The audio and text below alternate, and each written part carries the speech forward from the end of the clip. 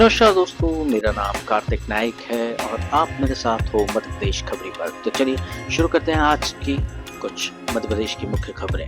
पहली खबर कुछ इस प्रकार है कि प्रीतमपुर में विरोध के बाद सीएम मोहन ने बुलाई थी आपातकालीन बैठक। प्रीतमपुर में भोपाल की यूनियन कार्बाइड फैक्ट्री के जहरीले कचरे को नष्ट करने के खिलाफ हो रहे विरोध प्रदर्शन के बीच सीएम मोहन यादव ने शुक्रवार रात इमरजेंसी बैठक की। बैठक के बाद सीएम ने कहा कि जन भावनाओं का आदर करते हुए हाई कोर्ट के सामने सभी परिस्थितियों और व्यवहारिक कठिनाइयों को हम रखेंगे, उसके बाद ही कोई कार्रवाई करेंगे। न्यायालय जैसा आदेश देगा हम उसका पालन करेंगे, झूठी अफवाहों पर विश्वास ना करें। मध्य प्रदेश सरकार जनता के हितों के सर्वोच्च प्राथमिकता देने वाली सरकार है। इस नाते से हमने सदैव जनता के हित को लेकर के आगे बढ़े हैं। सुप्रीम कोर्ट के निर्देश और हाई कोर्ट के आदेश के परिपालन में यूनियन कार्बाइड का कचरा माननीय न्यायालय के निर्देश पर ही हमने पीथमपुर सेंटर पे पहुंचाने का उनका आदेश का परिपालन किया है और साथ ही साथ हमने सुप्रीम कोर्ट और हाई कोर्ट की विभिन्न प्रकार के अलग अलग याचिकाओं के और अलग अलग प्रकार के दिए गए आदेश की सुरक्षा के मापदंडों का परिपालन करते हुए केवल परिवहन किया है। और जैसा कि हम सबको जानकारी है कि माननीय न्यायालय ने हमारे लिए डेडलाइन दी कि ये किसी हालत में 4 तारीख के पहले पहुंचना चाहिए। 6 तारीख को हमसे माननीय न्यायालय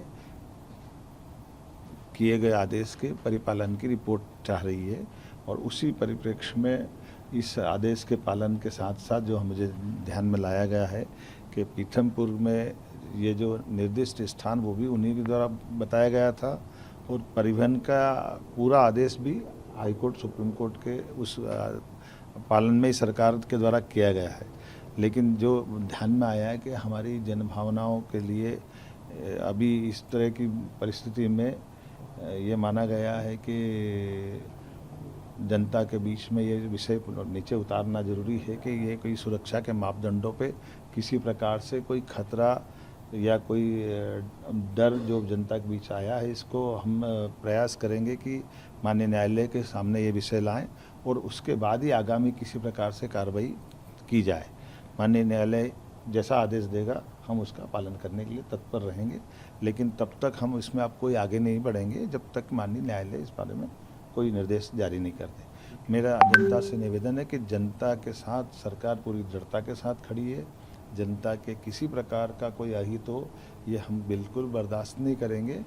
माननीय न्यायालय के समक्ष भी वो विषय लाएंगे और माननीय न्यायालय के आदेश के परिपालन में अब आगे कोई कार्रवाई पे आगे बढ़ेंगे। मेरा आपसे निवेदन है कि झूठी अफवाहों पर विश्वास न करें। हम सब जनता के साथ हैं, हमारी प्राथमिकता जनता के साथ है। अब इंदौर में भीख दी तो 1000 रुपए लगेगा जुर्माना। इंदौर के भिक्षावृत्ति को मुक्त कराने के लिए जिला प्रशासन ने आदेश जो जारी किया था अब उसे लागू कर दिया है। आदेश के अनुसार अब भीख देने और भिखारियों से कोई सामान खरीदने पर कानूनी रोक है। यदि कोई भीख देता पकड़ा गया तो उसे 1000 रुपए का जुर्माना वसूल किया जाएगा। बता दें कि महिला और बाल विकास विभाग ने अब तक करीब 400 भिखारियों को पुनर्वास के लिए आश्रय स्थल भेजा है, जबकि 64 बच्चों को बाल देखरेख संस्था पहुंचाया है। मध्य प्रदेश में घना कोहरा, 23 जिलों में दिखा असर।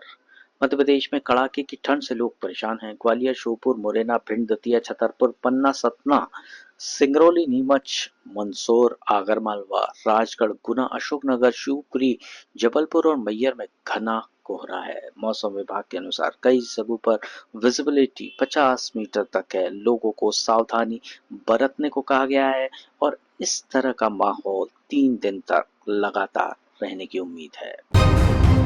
भोपाल के मंडीदीप के उद्यमियों का बड़ा फैसला, बांग्लादेश को निर्यात अब बंद। बांग्लादेश में हिंदुओं पर हो रहे अत्याचार और मंदिरों को निशाना बनाए जाने के विरोध में भोपाल के मंडीदीप के उद्यमियों ने एक बड़ा फैसला लिया है। अब वे बांग्लादेश को उत्पाद निर्यात नहीं करेंगे। इस निर्यात से करीब 800 करोड़ रुपए के वार्षिक निर्यात पर असर पड़ेगा, लेकिन उद्यमियों ने स्पष्ट किया है कि देश की प्रतिष्ठा से बढ़कर कुछ भी नहीं है।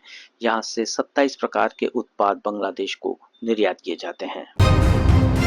महाकाल मंदिर में अवैध तरीके से दर्शन कराने के मामले में बड़ा खुलासा। महाकाल मंदिर में श्रद्धालुओं से रुपए लेकर अवैध तरीके से दर्शन कराने के मामले में पुलिस ने अब तक 13 लोगों को आरोपी बनाया है। पुलिस जांच में पता चला है कि मंदिर के कर्मचारी अवैध रूप से दर्शन कराने के साथ साथ भस्म आरती की परमिशन में भी बड़ा खेल करते थे। रुपए कमाने के लालच में आईटी शाखा के पदस्थ कर्मचारी समय खत्म होने के बाद भी मंदिर की आईडी से भस्म आरती की परमिशन बनवा लेते थे। तो दोस्तों, ये थी आज की कुछ मध्य प्रदेश की मुख्य खबरें। देखते रहिए खबरी मध्य प्रदेश। जुड़े रहिए खबरी के साथ, क्योंकि खबरी की है हर खबर पर नजर।